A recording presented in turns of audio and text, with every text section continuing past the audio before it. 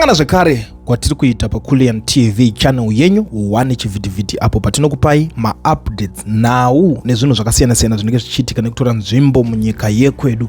Nhasi panapa ndiri kuona yambiro iri kubuda iri kubva nekune magenerals inova zvekare tingati chiko vari kuita kukonfranta, kuyambira, kuita sei, kutsura kana kuti tingati kuita sei. But inini ndiri kuona iri a sort of warning nekuti maperero avata nyaya yavo vatora tuzoni kuchamhanyiwa soon. Hatisi kuziva kuti soon yavo iyi isoon musi wechingani because so far chokwadi cheko maZimbabweans vaneta.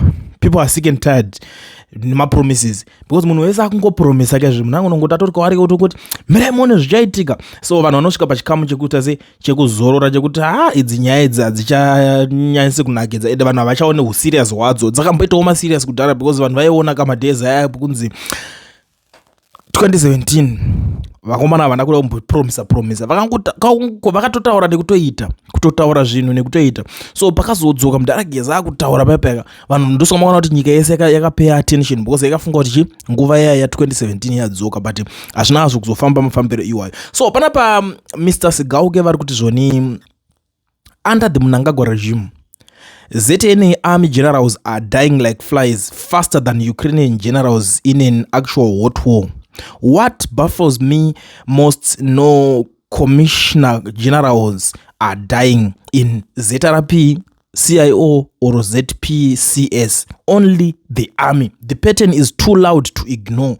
Kuchamhanyiwa soon. Ndo nyaya iri panapa iri kuvabata kuti aiwa tisikuona kana kuti kuZRP kuna vachingori kurarama kubva kuna nachihuri vachingori vapenyu vari kutoita zvelife dzavo vakangodaro vachingosirana vakadaro nemamwe magenerals varingoripo.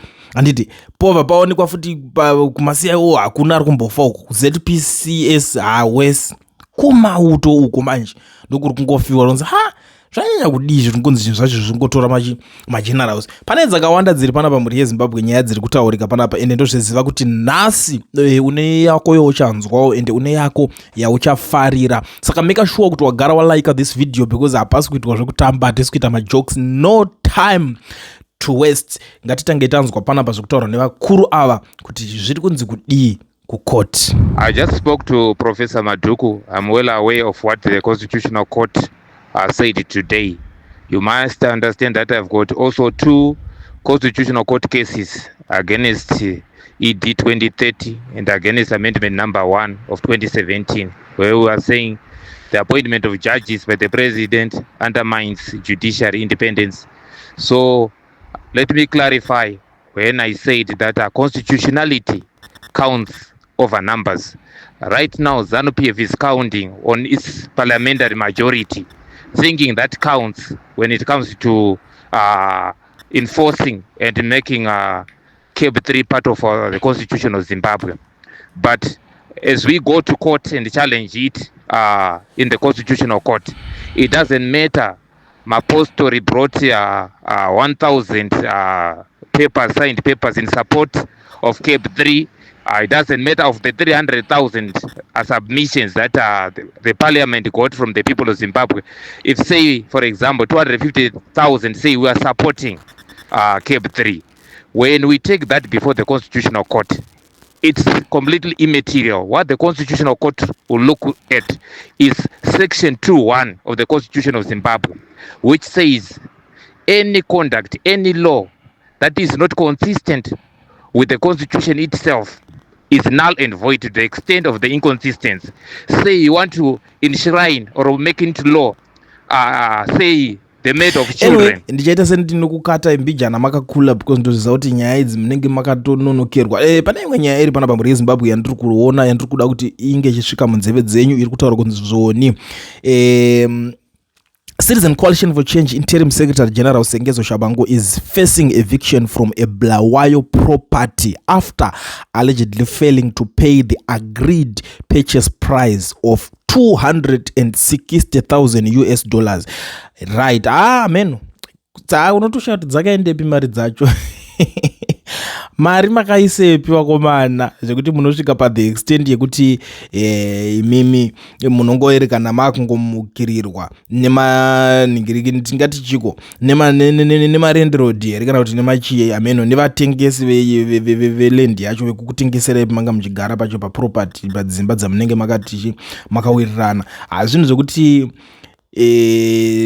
zvinongopfuka at the end of the day. Zvinhu zvemuzimbabwe ndozvo zvakanakira. Unongokataimira ukati oraita ndikana kuti kamari apo ndikadai so pakazonzi mari dzepati dzedzia unongosara une pokatsika. And amene kuti MP vacho vari kuparliament vari kutya iri kubvisa chegumi chekuti vapote vachiita se vachirova sort of subscription yekuti varambe vari muparliament macho like zvaingoitwa kudhara zvaingonzgonza vanhu vanenge vachitobvisa masubscription kapaya, vanhu vanenge vachitoenda vachitoti isusu tokumbira kuti musatibvise. Zvakawanda. Anyway, rekedza tidzokere tinzwe zvedu dzimwe nyaya dzinenge dzine musoro, but iyi kai yandiitira fani kuti vakomana dzidzai kune vese vachada kutengesa, because chaita kuti nditaure nyaya iyoyi panguva ineyi sinzi yatobudawo zvayo. It is because patiri kupinda apapa kune ma-MP vakawanda vachaita zvemusoro wavo. Takatomboona umwe kudhara 1 tikutodedzera kuti -1 sekuziva kwati kuzvita uya ukuenda chinoimbira chibhorani ndobva atozopedzera atotengerwa mota nana chivhayo nanani.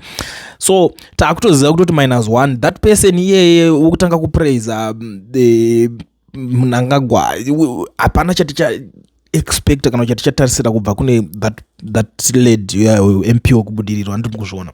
Saka nyaya idzodzo dzinenge dzichiita kakunetsa. For now ngatipindei pane inei, but ndisandadaro mhuri yeZimbabwe flyer muchapota muchiona pascreen panapa ndere company inonzi Education Research inoregister macompanies muno muSouth Africa kune vese vari kuda kuvhurwawo maFNB business account. Garai mavabata nhamba dzavo ndo dzinenge dzichiappear on the screen tichiteerera zvedu tichinzwa kuti vakuru ava vari kumbonyatsoda kuti kudii apo. Chimwe chakatadziwa neZANU-PF haina kuziva kuti ujaya habufambi kaviri, umhandara habufambi kaviri. Watove munhu watochembera. And if you are mess, you are mess. Apo ndoda kutaurira chokwadi. Lot of people, they are mess their life. And they have made their life. That mess never come back again. What a mess or mess life yako. ZANU-PF yakamesa everything. Fanana nejaya nemhandara. Kana watobva umhandara, watobva ujaya, uchatosiri jaya. Saka ZANU-PF haichasiri political party yokuti vanhu vakakwana chaivo vanotevera. Unenge wakashota. And unodivetiwa kupinzwa murodhi chinonzi hazvatiri kuita zvakanaka zuva nezuva muchindomacha handeti ndomacha sanction day, handeti ndomacha zvakati. But the end of the day wauya nechii kuzopa mhuri yako? Ivo vane zvavawana nokuti vanoda kubenefita popular yavo yokunzi vasapotiwa eze ZANU-PF. Tina vanhu vakawanda vanotisapota muchindomachiswa kuswera muchiukura murodhi. Ivo vanenge vakagara pamumvuri panotonhorera. Imi munobva mushoko kusvika mukati musavanhukadzi vanenge vana masiketi dhati razara kuti pa asina kana apa hauna kana pekugezesa.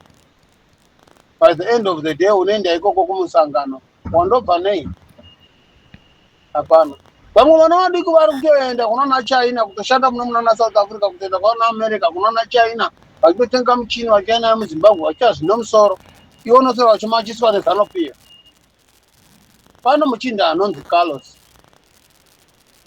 ane maadvice akawanda arinopa vanhu vokurarama. Isu tinoda vanhu vane maadvice vokurarama, vane maadvice okuonesa vanhu kuti vanhu ava vaita havaiti neapa neapa neapa.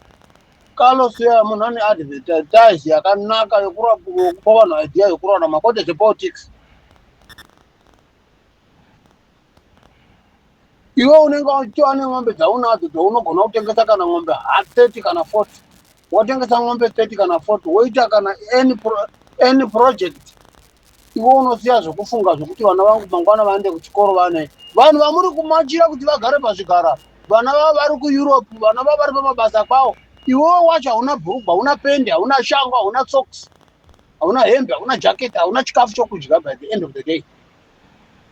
Uri kubviswa pachinhu chinoita kuti wewe by the end of the day, by end of the week, mhuri yake igone kurarama. Uchinzi ndonomachira zano pia kuti yaita sei, kuti yarwara, kuti mune